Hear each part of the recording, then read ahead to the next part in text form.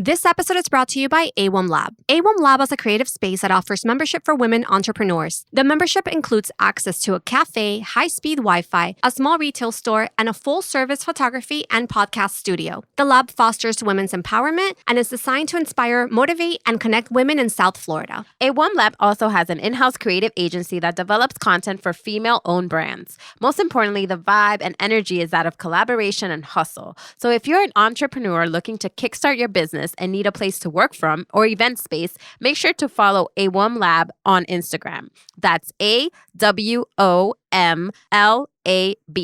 GGB is a proud member, and we can't wait to see you at the lab. See you there. Girls Gone Boss is the driven women's guide to love, life, and business. Hosted by the boss ladies Alex and Gabby. Combined, their network gathers an array of women from various industries who exemplify strength and tenacity. Their fun and positive approach to life will awaken the boss in you. You're listening to Girls Gone Boss. Tony Gaskins Jr. is a husband and a father first. In his spare time, he's a best-selling author, international speaker, and celebrity life coach. After losing a football scholarship due to poor performance at the age of 22, he resorted to using his gift of writing to start writing books based on the wisdom he'd gained from life. At 25 years old, he went on The Oprah Winfrey Show, Tyra Banks Show, and The 700 Club, telling different portions of his life story. He exposed his mistakes and turned them into lessons, everything from being in toxic relationships to living the street life. Tony allowed his pain to birth his purpose. Then at 26, he was called on by the NBA, the NFL, and the NCAA to speak to athletes about life, love, and responsibility as young adults. As a result of Tony's message going viral online, he's amassed 3 million supporters who enjoy his very real and raw delivery of life's wisdom. Celebrities from all industries have reposted and shared Tony's content. NBA All-Stars like Dwayne Wade and Damian Lillard have flown Tony in to speak at camps and community events, and countless others call Tony their life coach. Tony served as a team life coach for college teams and an NBA team for several seasons before resigning to be home more with his family and to work non-exclusively. Tony defines himself as a modern-day servant leader who teaches as he learns, but most importantly, lives what he teaches. Welcome, Tony. Welcome, Tony. Thank you. This is huge. First of all, you're our first male guest. Ever. Really? Ever. Yes. Wow. That's a big deal for GGP community. Yes, because it's obviously Girls Gone Boss is all about celebrating women in different fields and industries, power girls. But we feel that all the power girls really, really like you. Wow. Thank you. I mean, we don't feel, we know. Yeah, we know. Okay, that's an honor. Yeah, you're like kind of like that best friend, that guy best friend we can call on to get that real deal. Right. Because at least when I call my girls, they're like try to sugarcoat things because they feel bad for me. Right. But then I have that one guy that is always going to tell it like it is. And you're that guy. That's so true. And you're absolutely right. Because we as women, we always look for validation. We're always looking for advice from our girlfriends, our mothers, everybody around us, our coworkers. But we're not really, all of that information we're receiving, it's not always correct. It might work for them, but it doesn't necessarily mean that it's going to work for you. Right. And that's a huge problem. Yeah. I totally understand. And you're like ripping off that Band-Aid and just telling it how it is. But not only ripping it off, like he's like, and like he's throwing some like alcohol on it, and we're like, damn! I've been doing it all wrong, Tony, by the way. Wow, really? Well, let's talk about your book. You kicked off the year amazing. You have this book, Make It Work, 22 time-tested real-life lessons for sustaining a healthy, happy relationship. Yes. What inspired the book? Well, I kept seeing so many breakups in, celebrities. Every time I would wake up, I would see a new celebrity couple, and it was iconic couples going through cheating scandals or divorce. And I'm going on 12 years of marriage. And in this day and age with social media, it's hard to have a healthy, happy marriage. And so for me to feel 100% happy in my marriage, I said something has to be going right. And if not everybody feels this way, there must be something that I could share that could help others. And so that's why I decided to write the book. And to my surprise, a lot of people have been writing in just saying like, look, this book is changing my life. I've I'm in tears. I've read it 3 times and it just came out. And so I realized it was kind of divinely inspired. Yes, I love that in it you say that there needs to be like a revolution of love. Where do you see that love is right now in our culture? Like it's totally skewed and messed up. Right. It's almost like love is being watered down and becoming like lust, want in the microwave. It's like instant gratification. We want this overnight thing to where it's like that club fling, and you expect the club fling to be sustained based on sex alone. And that turns into a relationship. But a lot of times couples don't really know each other and don't really like each other. And the entire thing is like a power struggle. Who's going to serve who? Who's going to have the upper hand? Who's going to be able to control the other person?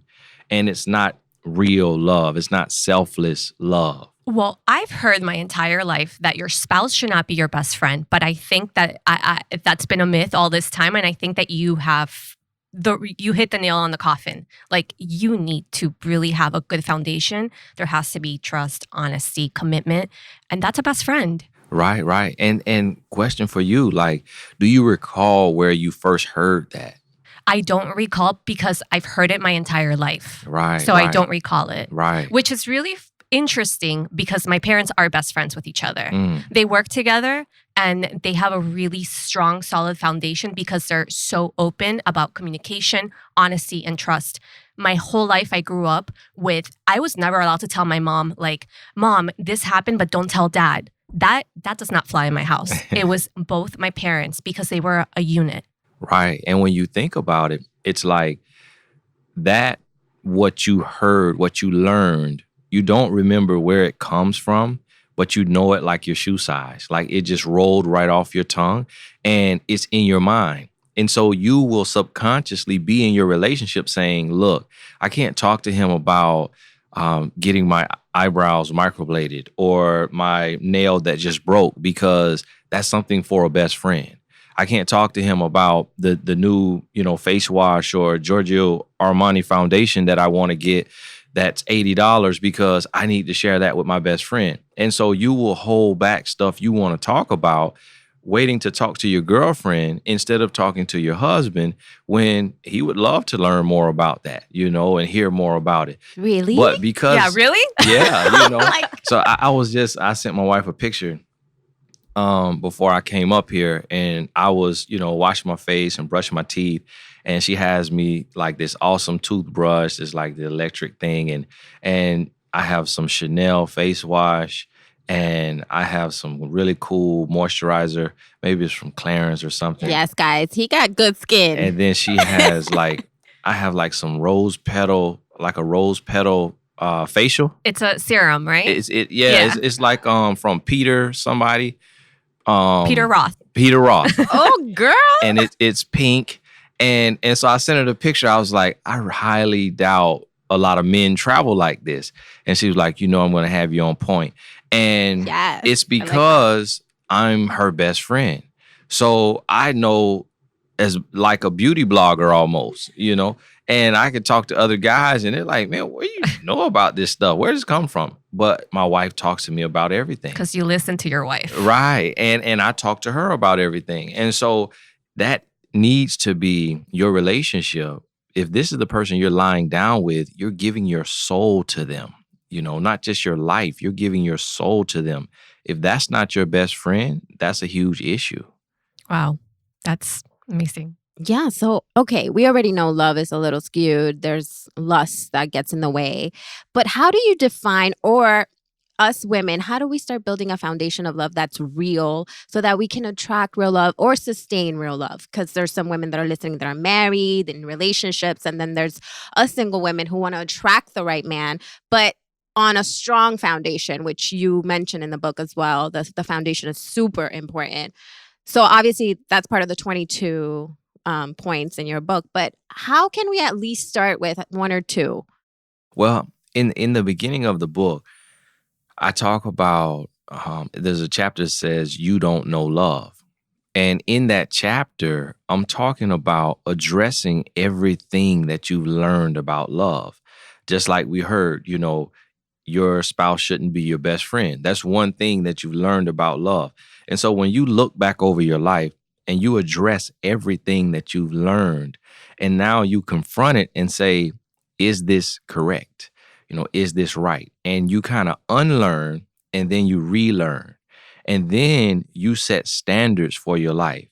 And I think the thing is a lot of women kind of feel like a floor mat. Like a lot of women feel like they won't put the title on themselves that they're a floor mat. But when you look at their life and what they're dealing with, it's like a floor mat. It's like a handmaid. So a woman may be a wife, but really feel like a chef and a maid and a nanny, instead of feeling like a queen who is engaged in her palace and she's the CEO of the palace. She feels like a concubine who is a handmaid and a nanny. And so when we really identify what we've learned about love and relationships, and then we look at what does my heart want?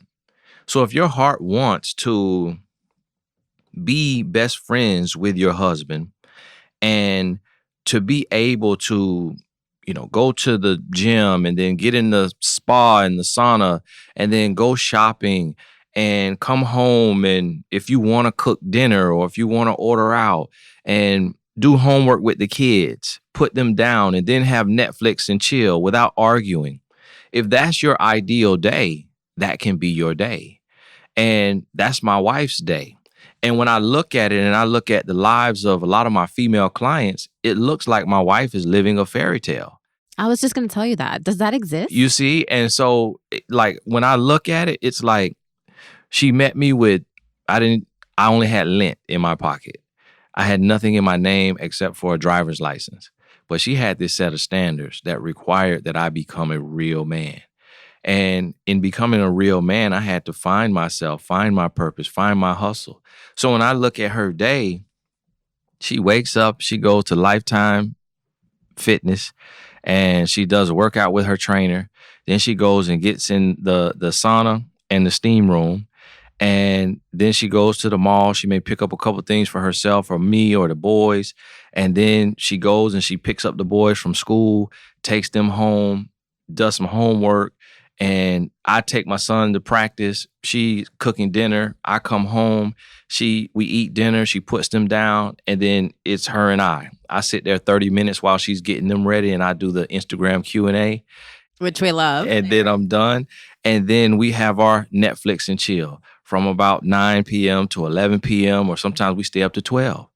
And so when I'm talking to my clients and we're talking about a day that is, not any relationship stress, arguing, fussing, fighting, and feeling like, you just drained, a lot of women can't identify with it.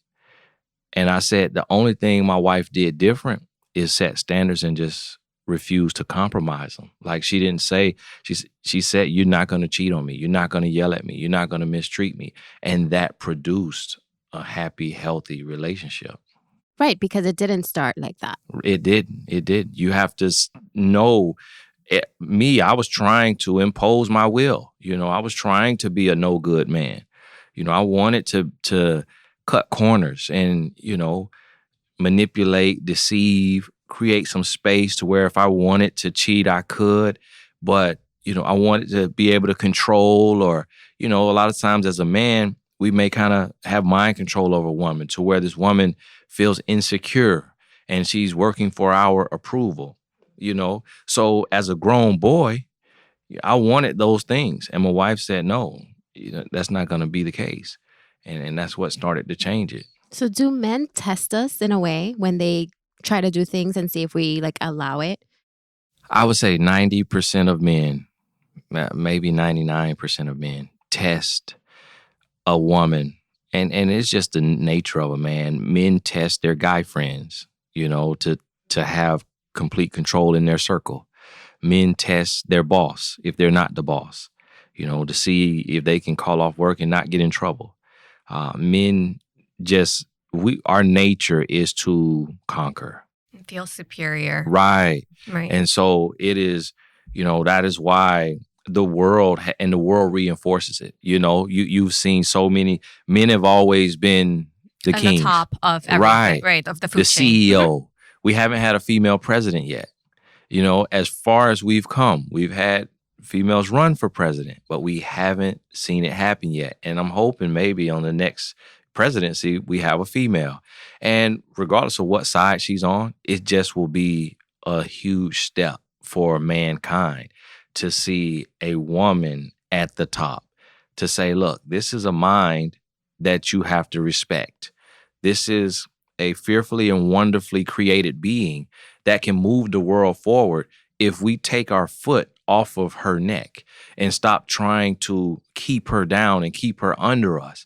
And so I think that's what has to happen. But a lot of men, we've just been, trained that a man is the head, the woman is the tail. You don't just want what's between her legs. You want what's between her ears, her mind. And so a lot of guys have mind control over their woman. Okay. How do you break out of that mind control? It's almost like, well, not almost, it's like breaking an addiction. So when you think about someone who's addicted, what steps do they take? First, they go to rehab, and that may be, a month. It may be a couple weeks. Then they go to meetings weekly. And in those meetings, there may be 12 steps. And throughout those 12 steps, they have an accountability partner. And then even after those 12 steps, they have accountability partner. So a woman trying to kind of unlearn and relearn, she needs to have a life coach or a counselor or a therapist. And there's a difference. A life coach is like a self-taught motivational friend, someone who's lived it and it's life wisdom. A therapist or a counselor could literally just be school taught with no life experience. They could have grown up perfect, or they could have holes in their socks, meaning you can't see their problems. And they could also still be speaking to you from where they are versus, what they need to be telling you. And so you have to be careful. And I recommend trying 1 or 2 or 3 different professionals, doing one session with 2 or 3 different people and then choosing who you want to move forward with. And then you have to have an accountability partner, a friend who says, look, I'm on the same thing you are. I want better. I want to grow. I want to be happy and healthy. I'm not going to tell you to settle. I'm not going to tell you to have sex with the guy you met in the club, because if you don't sleep with him, someone else will. I'm not going to tell you to put up with your no good husband just because y'all have kids together and he's the breadwinner, and trying to leave, you'll lose all your money. This friend says, look, I want you to be happy and healthy. And whatever that takes, we're going to get there. And that's what you need. And so it's a process. In your book, you mention the difference between a therapist and a life coach, and then also like not just, dumping all of your problems on your friends or your parents, which we tend to go to for advice, like I mentioned before. So why is it so important to have somebody that is outside of that circle, that you actually pay to listen to all these problems and give you proper advice? Can you tell listeners why that is so important and why they should not be just going to their girlfriends or their parents and airing all their dirty laundry? Right. It's so important because, for one, when you go to your friends and your parents, you're getting biased information. You can be completely wrong, and they're going to see it from your vantage point and reinforce your behavior. The other thing is because you're not losing anything, because you're not paying them, you are not sacrificing anything. So instead, it feels like you've done the work just because you told them, because you dump your problems on them and you consider that the solution. And then you go right back to your mess. Or they give you biased advice and you take that biased advice, and then it starts to ruin your relationship or make it even worse. And then if you don't leave the relationship, if it's toxic, now when your friends and family come around, there's a lot of bad energy in the air. Thanksgiving dinner is just ruined because you've been dumping all the bad onto your friends and family. Whereas when you go to a professional, now you're making an investment. You're sowing a seed So you're going to reap a harvest. This person is unbiased. So they're not on your side. They're going to call it straight down the middle. And now your family functions don't have to be ruined because your life coach won't be there. And so it's so many different aspects to it. And then lastly, what I would say is when you go to a professional, you're dealing with someone who knows specifically what they're talking about. And so unless your friend or your family is either trained or highly experienced in that space, it's just like talking to a wall. You know, you're not getting, I can guarantee you, if you have a coaching session with me, you will never, there will be at least one or two things said that you've never heard before from a friend or a family member. And that's because I am in the trenches, in the belly of the beast, in love and relationships every single day, all day long. So I'm going to hear more and learn more about this space than anyone in the world. And so you have to understand that when you go to a professional, you know, it's like you want Michael Jordan to teach you basketball, you know, not your local gym teacher. So your friend about your problems will be your local gym teacher. You know, your life coach or your family therapist will be your Michael Jordan. And so you kind of have to, you know, be willing to step outside. Yeah, I'm so pro therapy. I mean, I did some therapy with you like 5 years ago, and Tony remembered because he has like 1 trillion clients, but you're very good at remembering. I'm so happy. Yeah, I really do think it's super important and vital because just like we go to the gym to get stronger and, you know, we try to educate ourselves if we want to get better professionally, we have to get our mind right as well. I think we really openly talk about that here on the podcast. I'm pro therapy. I'm actually going to therapy now. And would love to see if maybe we can like regroup again, Tony.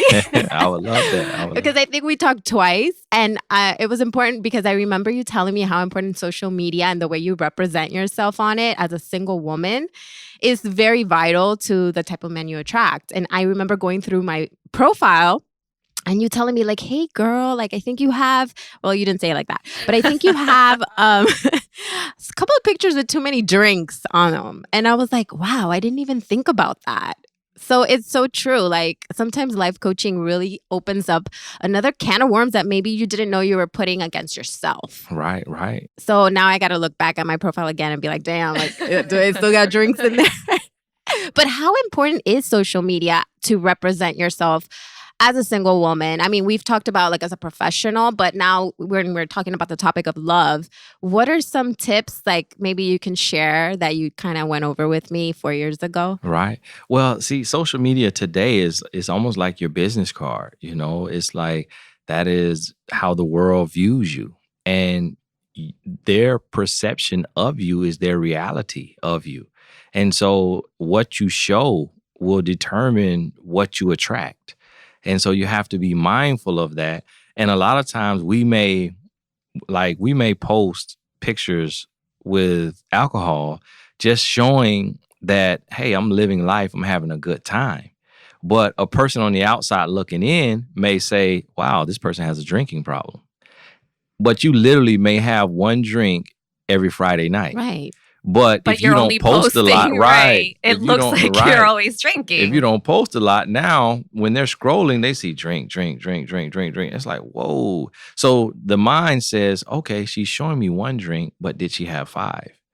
And so that's why it's so important what we show and how we portray ourselves, and that it's a true representation of who we are. True representation. Well, guys, I mean, I work in the entertainment industry. We have a lot of parties. But anyway, but staying on social media topic, I feel like social media has ruined relationships and love and just the way people view things and just even how we communicate with the person that we are sharing maybe a relationship with. It's like, oh my God, he didn't like my picture today, or he didn't leave a comment, or oh my God, he left a comment on this other girl. And then we go into like another. It's just starts to play a lot of mind games. And even when you're dating someone and they're not maybe reciprocating enough on social media, you start to equate it into something that it may not even be. So how crazy are we because of this social media thing?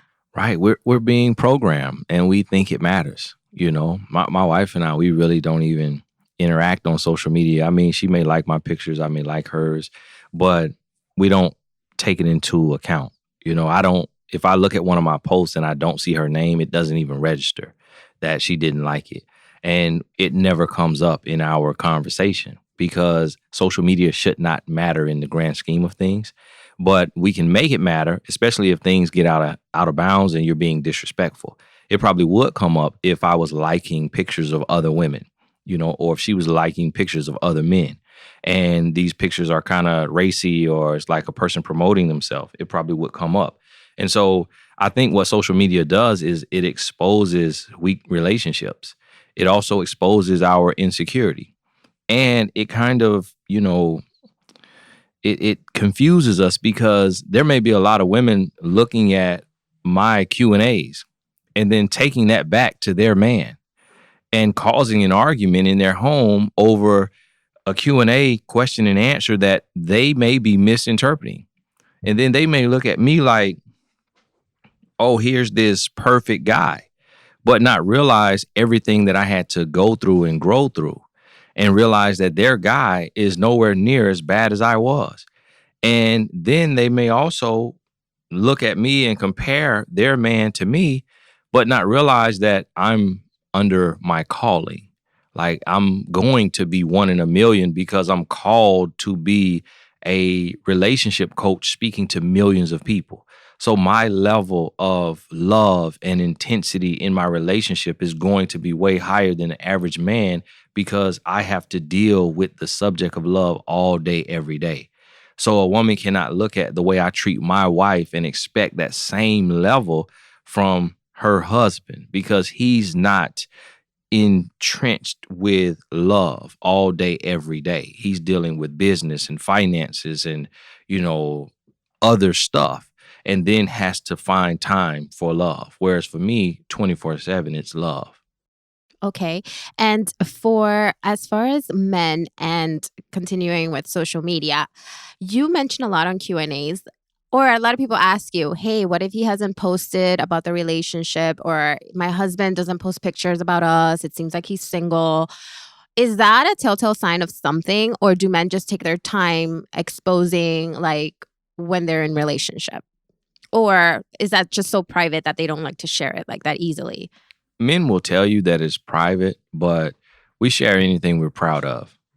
And so Take note, it's ladies. not really, that's very true. yeah, it's not really private, but it's just that a man does not want to commit to showing the world his woman if he's not 100% sure that's where he's going to be at. And so when you're online, it brings so many options. And I remember when I got on Twitter in like 2009, it was a couple years before I posted about my wife because it was just this, buffet of women. It was so many women. And I was leaving room to meet someone and start something and possibly be able to fall for someone else and leave my wife. And so I did not say that out loud, but when I analyzed my heart, that's what it was. But then when I made a decision, hey, I'm in this thing all the way 100% until death does us part. This is a lifetime commitment. Then I was able to start posting my wife. And so when a man doesn't post his woman, that is a huge sign. It's not something that you should even bring up or talk about, but it's something that you should be aware of. But it's a red flag. It is a red flag. Even like a married man, like what if they're Even just a like, married man, I was married. I was married. That's true. And I just wasn't on like the super level of, celebrity relationship coach. But I was like a motivator online, and I would talk on love and I would talk on life and business too. But I was an influencer or becoming one, and I still was leaving room. And you see it today, like, you see what I do, right? You can go to other influencers' pages, like other life coaches and relationship coaches, guys that you know talk like I talk, and you look down their timeline, it may be very hard to see who they're dating. You may not see a woman. You may have to scroll back a year, 2 years to see a woman. And even those men are leaving room to cheat on their woman, because men always want the latest, greatest. A woman, she's okay having something old. That's why vintage stores exist, because women are okay with vintage. Not old, but Men always want the latest, greatest car, the latest, greatest watch, the latest, greatest. Whereas a woman, if you get something that you fall in love with, my Yes. wife has a teddy bear we're loyal. from the age of 4, and she's in her 30s and still has this teddy bear. I can't find anything I've had since 20 years old. So we're loyal by nature. So I think it's important to reiterate the fact that leading with love, we have to kind of let the guy lead that, because we as women can easily love. We're like super loyal by nature, but a guy, it takes time, right? Mhm. And so therefore we can't show our cards too soon. We have to let him lead in that, right? Right. You have to, because if a I had that all woman wrong. leads in love, a man may get complacent. And so it's important that the person who love is hardest for, it's important that person is leading in love, because now if the person with the hardest heart has softened and started to lead in love, now you as a woman who is created for love can reciprocate that love, and you're in a safe zone. But if you give, and he's not reciprocating, or he's not dropping his guard and allowing himself to fall in love, now you're in a very dangerous space, because now you are head over heels in love with a man that you don't even know if he's in love with you. And he may be blocking that part of himself. And that's why I always say, allow the man to pursue you, allow the man to court you, because love is harder. I mean, if we're just honest about it, a lot of times we want to argue, but if we're honest about it, love is harder for a man. We're just wired differently. We're created differently, because, the creator knew we would be majority of the warriors. So if you're creating this being that has to go out and hunt and kill animals to bring back to feed the family, if you're creating this being that will have to fight for the honor of their country or their territory so that their people aren't just destroyed, then you're creating a being that is okay with murder, that is okay with blood, that is okay with war, that is okay with killing. And so that mind is going to be totally different than a mind that's created to carry a living being inside of her for 9 months, to go through a process that they say is equivalent of 20 bones being broken at once. That's what giving birth is. They say that pain is equivalent to that. So a mind that can handle that and then give birth to this living being and have to feed it every 2 hours. So imagine your sleep being interrupted every 2 hours. And this is what women go through. And then you're expected to not lose your mind. And now you go through 3 months or 6 months of postpartum depression, where your body is different. Your man is treating you different. A lot of men leave during pregnancy. A lot of men cheat during pregnancy. And a woman has to keep it all together. That mind is created for nurturing and for love. So one mind is like a warrior and one mind is like a lover. And so it's two total different minds that are supposed to come together and be one. And it's like, the yin and the yang. So it sounds like we really need to know what our role is in it. Because if we understand, okay, he's the warrior, like we understand what he has to go through. She's the nurturer. Okay, she's going to probably have a lot of bad days. I need to be there for her a little bit more this week. Then we really need to be not so self-absorbed and know like where this person is coming from, like the journey or the role that they're in. Mm-hmm. Is that correct? You have to be selfless. And when you take and you put the shoe on the other foot and you walk a mile in your spouse's shoes, then it helps you understand. So I have to understand, like, okay, I'm keeping my wife up till midnight, 1:00, talking about my day and all the business. And then she has to wake up at 5 a.m. So she's sleeping 4 hours. So if she's too tired the next day to make love, I have to understand that she's ripping and running all day behind the kids. She's doing everything for them. I don't have to lift a finger for them. I just get the good side of them, the hugs and the laughs and, maybe playing catch a little bit. But she's having to, make the lunches and pick up and clean up after them. She jumps on top of that, and doesn't ask me to do it. So if she's tired and, she's falling asleep before her head hits the pillow, I have to understand that. And then if she looks at me and says, well, he has the responsibility right now to provide for the family. And he has to make, X amount of dollars. Our kids' tuition is $2,000 a month.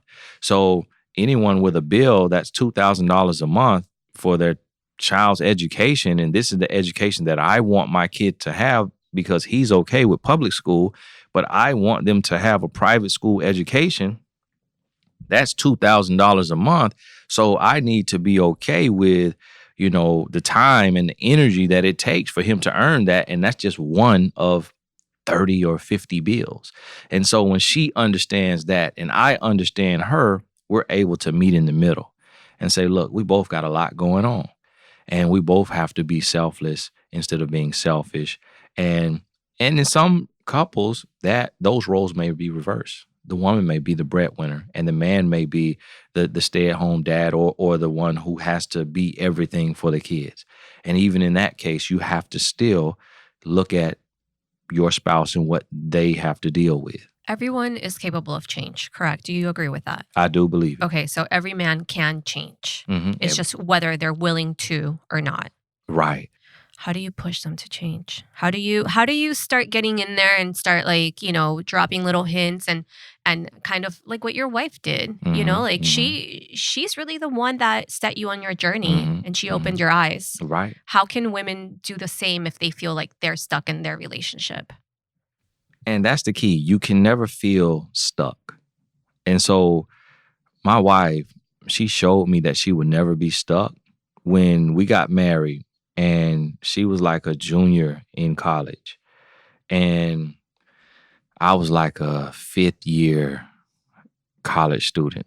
And she comes from Jamaica. Her mother and father came to America to give her a better life. And so they were very upset when she got pregnant and got married and hadn't even graduated. And so she was like isolated. Her friends fell back because her friends were in school to become doctors. And so she was on this path to be a doctor. She was a biomedical science major and her goal was to be a doctor. And I derailed that path. So it was almost like I isolated her. And in her isolation, we had our son 2.5 months early. And so she had to quit working so that she could go to the hospital every day just to monitor him and just to be there if he, stopped breathing. And so she had no income and she really had no friends and family because she had got off the path. And so now being off the path, and we were only married 2 months. And she told me, look, you can't hang with your friends and live this illegal lifestyle in the streets like you did in the past because you're a husband and a father. And I thought there's no possible way this woman will leave me with no friends, no family support, no income, and a child in the intensive care unit. So I thought that. And when I went back to the streets and she walked out, I was like, whoa. She left. She left you. She left me. And so that showed me that I have a woman that will never be stuck. Right. And so that's what women have to realize. A man does not change until he realizes that you will walk away. But as long as you're going to stay there and fuss and fight and cry and make him sleep on the couch. It's a cycle. It's just going to be a cycle. He's going to do just enough to get back in and then go right back to who he was. But when he sees that you're willing to pack your things and leave, that's when he knows, if I want to keep this woman, I have to grow. How long do you have to give someone to really know whether they changed or not, though? It's a daily process. So when my wife left, she was gone for 3 days. When she came back, it was like she was watching me daily. And you will know within 3 to 6 months if they've changed. And their actions and their behaviors will be different. So I started going to church. I started reading my Bible. I became a totally different person. And so she could see, and then she reinforced that. She didn't ignore it. She wasn't, standoffish. She came back full steam ahead. She was all love. So as I was doing right, she was loving me more.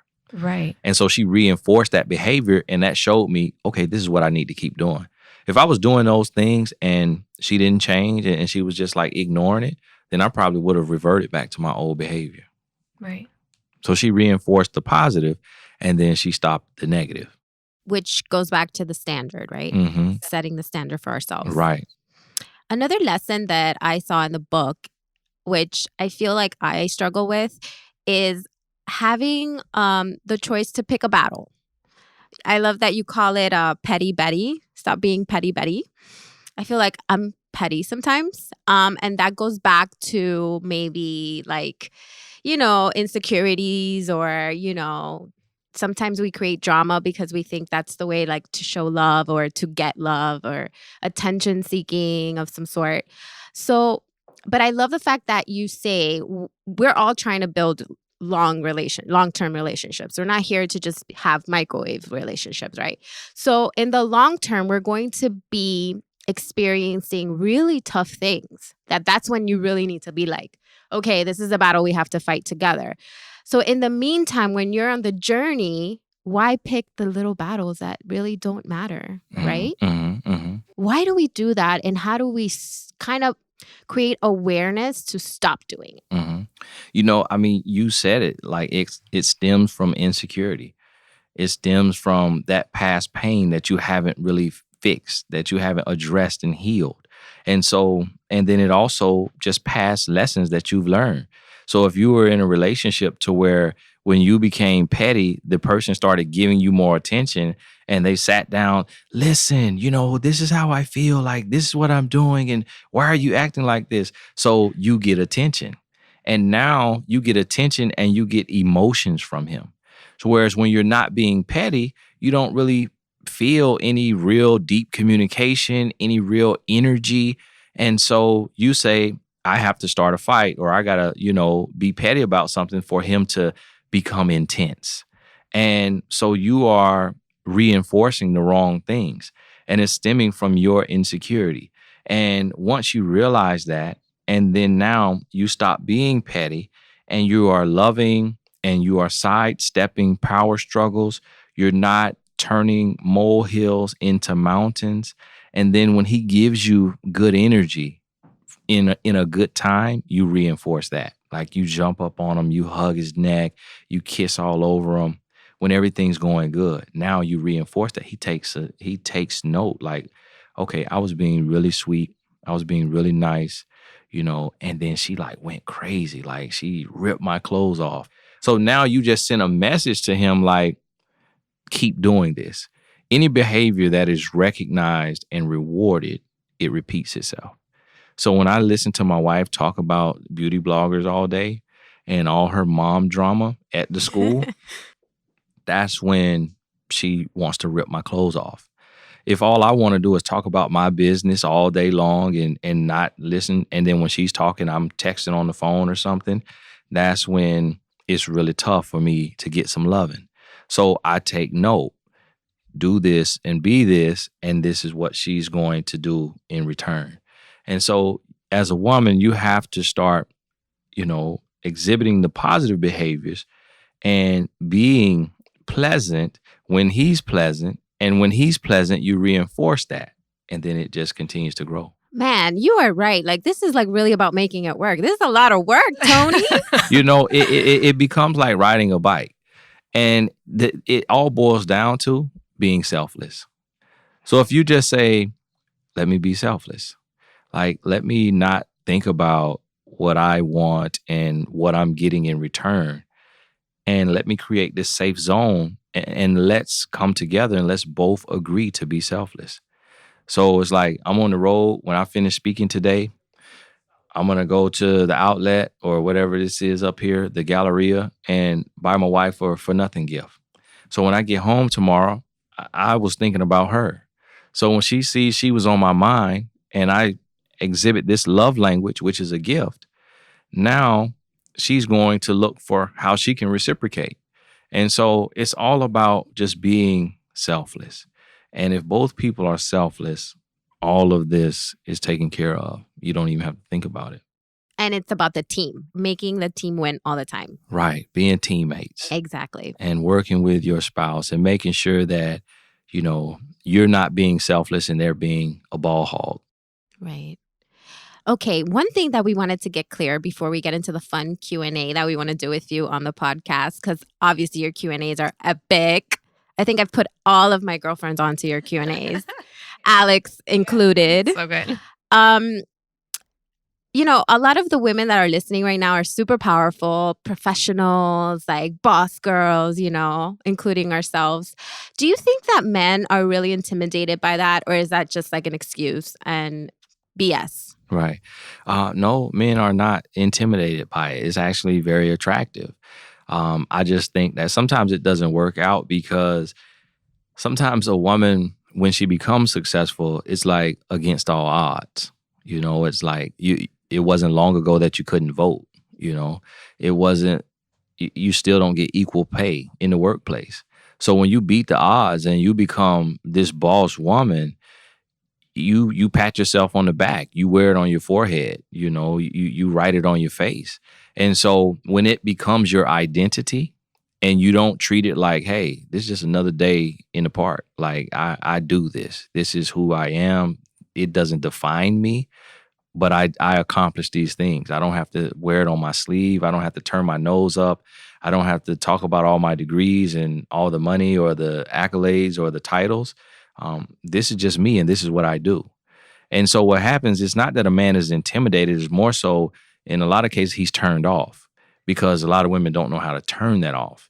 It becomes their identity and who they are. Hey, I am 2 bachelor's degrees and 1 master's degree instead of I am Lindsay. Hey, I am VP of such and such development instead of I'm Ashley. And so because of that, it creates an insecurity, So like with me, coming from the streets and coming from no bachelor's degree, anytime I get a platform, I feel like I have to prove myself and say, everything that I've done, and all the things I've achieved instead of just operating from my gift and letting my gift speak for itself. And so I think that's what we have to be. We have to be more authentic, and just stop thinking about, stop looking at ourselves from the outside in and just operate from within, from the heart. And then now a person like my wife, she was a biomedical science major, which that was like super huge in college. Like you got a lot of respect for anybody that's, a science major, biomedical science, because, hey, you could have chose communications, and it would have been a lot easier than doing all organic chemistry. And so although she was a biomedical science major, I couldn't tell the difference between her and a criminal justice major, her and a, psychology major. And their work is not hard as organic chemistry. But she was just so humble with it. She wasn't like arrogant and looking down like, hey, I'm going to be making $400,000 a year one day. Not like these other chicks who's in such and such majors are going to be making $45,000.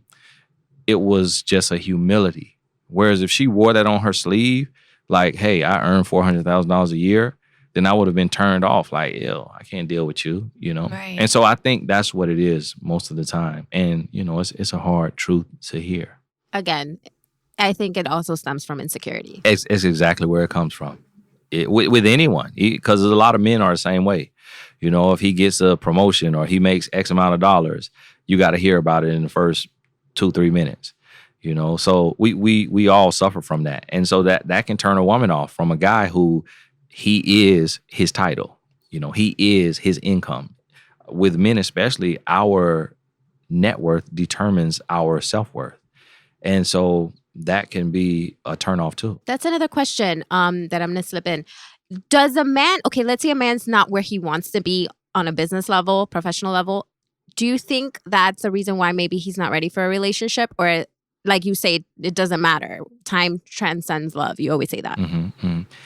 It is a reason if he makes it a reason. And some men, just depending on their priorities. It wasn't a reason for me because love was my top priority. Marriage was the number one thing I wanted to achieve before financial success. A lot of men is the opposite. They want financial success before marital or love success. And so it depends on how he was raised and what his priorities are.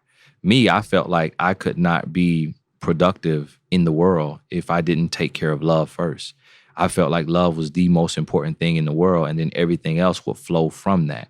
So if I found love and it was healthy, then there would be no amount of money that I can't make because I have the most important thing already.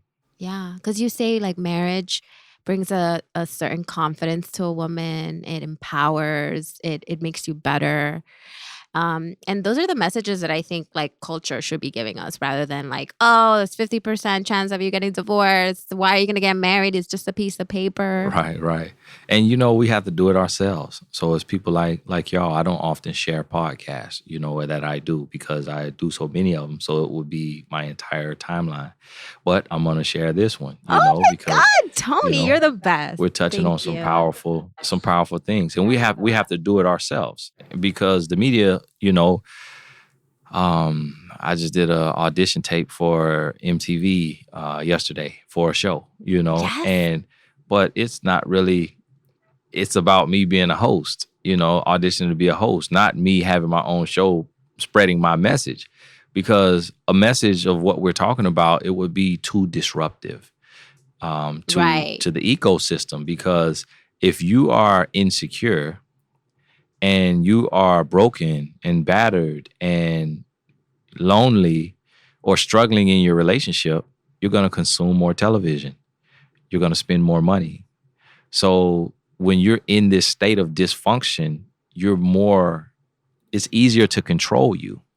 So every commercial you're consuming, all the TV shows, all the social media, we just are consumers. But when you are happy and healthy and whole, now you can budget. Now you can save. Now the stores take a hit because you're not spending from your depression. You don't have retail therapy. You have an actual therapist. And so now the economy would start to, drop a little because people are keeping more of their money. Their TV shows, budgets wouldn't be as big because people are spending time looking in the eyes of their loved ones instead of the television screen. And so this message is disruptive to the system. And they may not want it to go like on a mass level. Exactly. Right. Because it's like, man, these people are going to be too controlled. Right. They're going to be too responsible. And we won't be able to manipulate them with our commercials and with our consumerism, Well, we're so happy that you're leading with love and that you're allowing us to send this message out to a lot of people that need it, because we want to be healthy, strong women, not only on a professional level, but we want to be well-rounded women that when we do marry or when we are in marriages, we're able to sustain healthy ones. Right. And y'all are going to get shortlisted for what y'all are doing. And when I say shortlisted, you're going to get put on the short list by the government. They're going to start auditing your taxes. They're going to start. We got to do our taxes soon. Oh my God. No, next year. Okay. Y'all are going to get shortlisted because you're leading the movement. So they're going to have you on the list of, y'all are activists now. We are. But we also have to live it, which is also like a responsibility we're very accountable with. So I love that you live it too. Right. Like, you're not only just preaching, but you have like an amazing, thriving relationship. Of course, nothing's perfect, but you're honest about it. And that's how we want to be. Like, I struggle with a lot of things, but I say, hey, I need therapy. Let's go. Because I can't do this by myself. Right. My relationship is perfect because we define perfection. Oh, yes. To me, it's 100% perfect. To me, it can't get any better because we define perfection. We're not arguing. We're not cheating. It's not fussing and fighting. We have disagreements, but a disagreement doesn't have to become an argument. Right. Right. And I heard you say that actually on the Breakfast Club clip that I saw, that you don't argue. We disagree. You disagree. We have disagreements. There's a huge difference. Right. There's a big difference. So we disagree every week. We can disagree every day. But when you learn how to communicate and you have love and respect for yourself and your spouse, now you don't have to scream and yell and storm off and go to bed mad. I express myself. She expresses herself. I respect her views. She respects my views. And then we both get up from the conversation and do what we have to do to please the other person. And now you have healthy communication and you had a disagreement, but not an argument. Love it. Oh my God, we're about to kill it in relationships. Yeah. But let's get into the GGB The Q&A fun with Q&A. Tony. Okay, so a lot of people wanted to get in on this. So let's just kind of do it how you do it online, rapid fire kind of style. All right, let's start with, okay, when dating, not exclusively, should you be dating multiple people? Only if you're not sleeping with multiple people. So it's one thing to go on a date with 2 or 3 people and to have 2 or 3 people texting you. It's another thing if you believe dating involves sex. So if you believe you want to have sex in dating, then you need to be exclusive with one person. But if you're not having sex, then it's okay to date multiple. What's the next one? Okay. How can you revive a marriage that has gone stale because of routine, kids, and life? Somebody has to lead the movement and you have to start all over. You have to do the things you did to fall in love.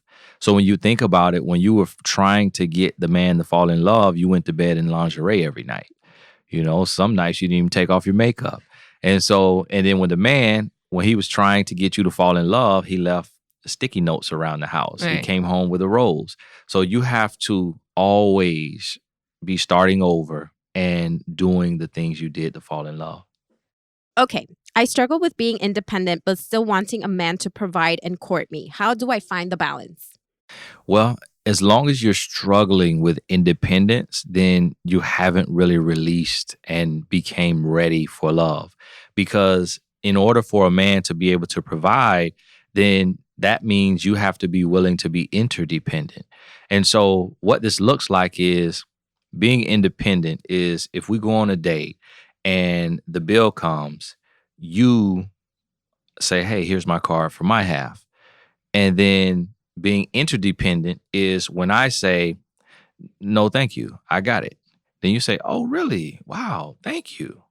Now you're independent, but ready to be interdependent.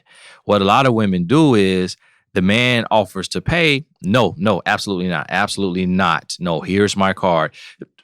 Waiter, come here. Look, here's my card. Here's his card. Thank you. Here you go. Bye. Absolutely not. And they stop it. So now you're just stuck in independence. Okay. Next, my ex unfollowed me. Does that mean he's over me?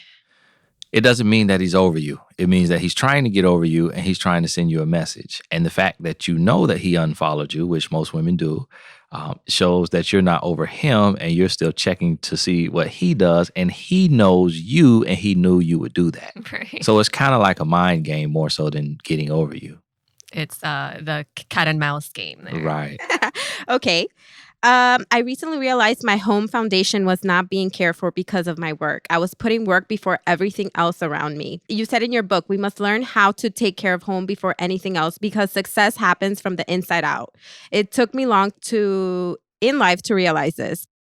Well, just like the good book says, what does it profit a man to gain the whole world and lose his soul? And so we have to think about it like that. Like, what does it profit you to be successful in business and to make all this money and to have all these friends, but then come home to an empty home or to a broken home or to a place where you lay your head at, there's no peace.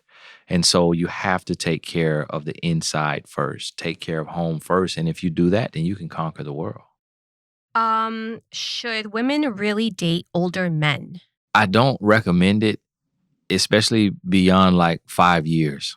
When you look at like demographics, like in television and stuff, they may say 25 to 34, so it may be about like 9, 10 years.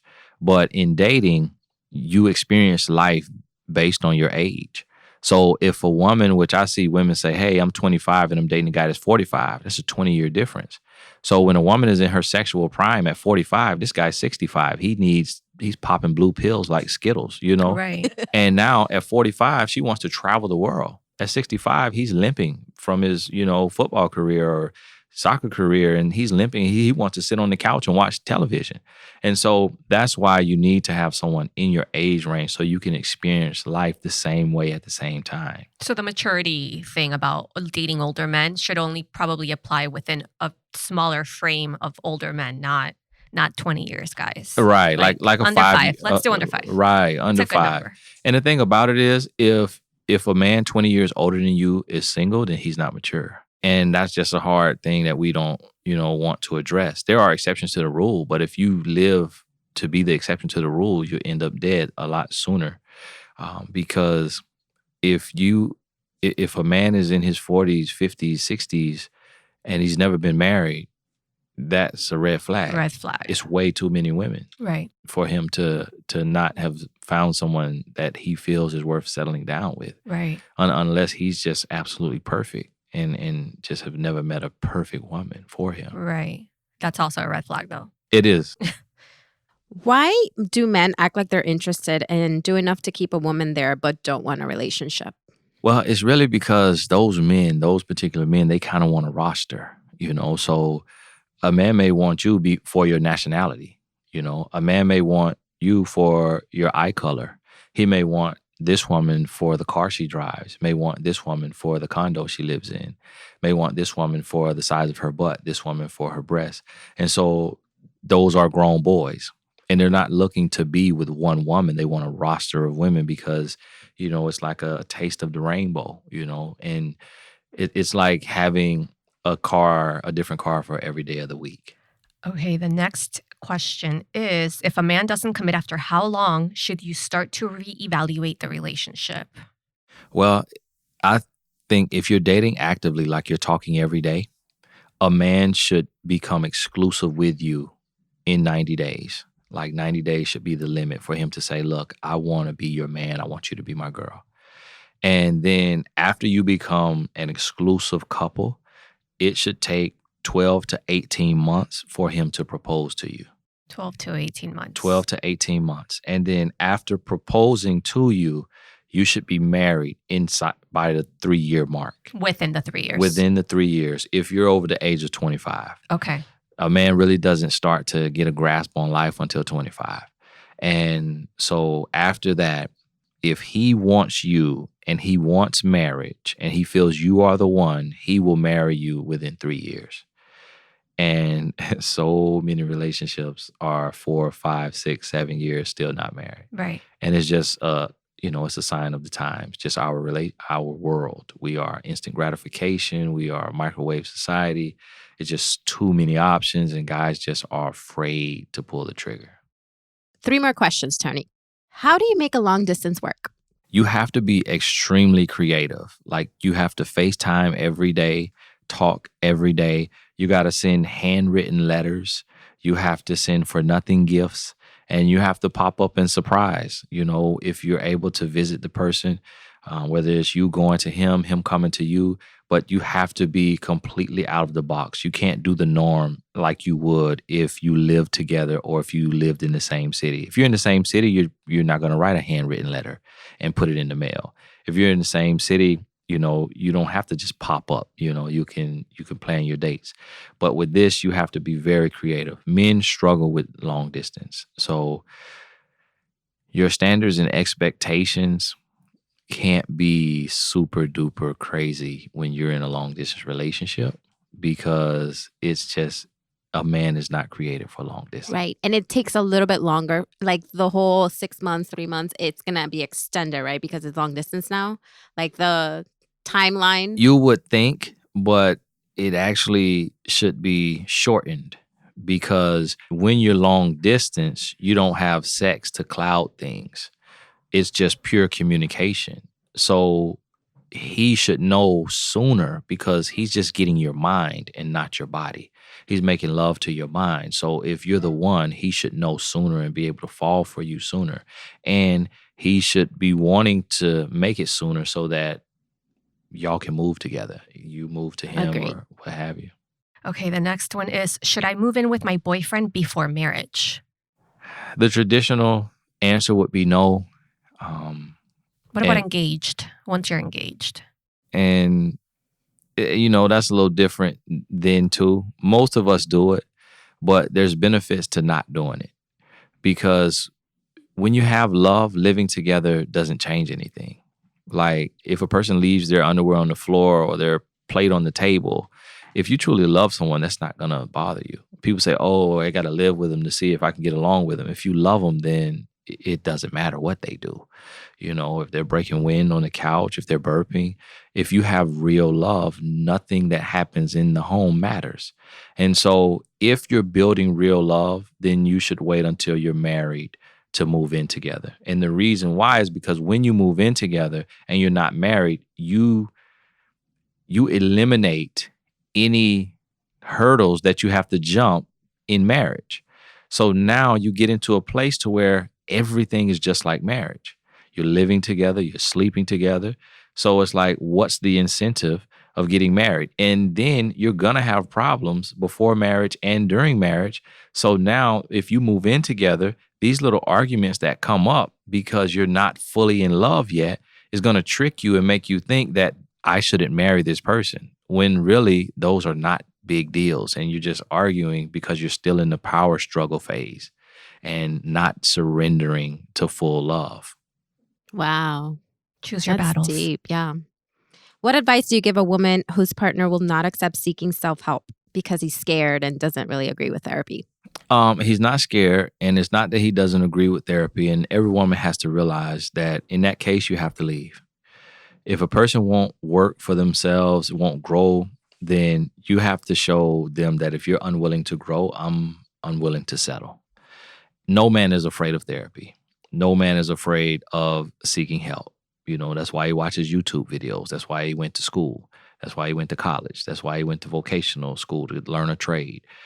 That's why he talks to older men and his father and his grandfather or his boys. It's just men don't like therapy with their woman because it shines a light in the darkness. So everything that he's doing wrong, if a woman lets her boyfriend or husband listen to this, the guy is going to hate me if he's not living right. If he's not living right, if he's not being pure, I'm going to be every name in the book. I'm going to be every idiot. I'm going to be, that's just him. That's just his opinion. That's just one man. We're all different when actually we're not. It's only two types of men, a grown boy and a grown man. And so a man does not want his woman to get knowledge because it's like biting the apple from the forbidden tree, the forbidden fruit. Because if you get knowledge of what healthy love looks like and what a real man looks like, now he all of a sudden is very unattractive. And men don't want you to be exposed to this knowledge because now you will find the strength to leave him. But as long as he can keep you in the darkness, he can control you. And that's why men don't agree to do therapy with you. Wow. Wow. Mind blown. Where can people get your book? Anywhere books are sold. So Barnes & Noble, Target, Walmart, Amazon, iBooks. It's on audio too, Audible. So wherever you go, if that particular store doesn't have it, then another one will in your city, or that store can order it and bring it in for you and have it in about 2 days. We have the audiobooks. Awesome. Congratulations on the book. Thank you. And we wish you the best of luck. Where can people find you if they want to do therapy with you, life coaching? If you go to TonyGaskins.com and you click on the contact page, you'll see, coaching or speaking, and you can just write in right through there. Thank Wow. you so much for being here today. I think everyone's learned something, even my old married self. I learned a lot today too. Yes. I'm hoping to attract a grown man. We're going to get Gabby a grown man Yes. for sure. Hopefully. Thank you, Tony, so much. Everyone, thank you for listening. And I hope that you are as excited to hear from Tony. I know all of you are fans, and we hope that, he really touched upon a lot of important topics. So we hope that you take a lot home and that you practice and do it and make things work and just create really loving, healthy relationships out there. Yes. And you guys can keep up with us on all social media platforms at Girls Gone Boss. And happy Valentine's Day, everyone. Yeah, Enjoy go your get you day. some loving. Yes. You're listening to Girls Gone Boss, hosted by Alex and Gabby. I love you guys.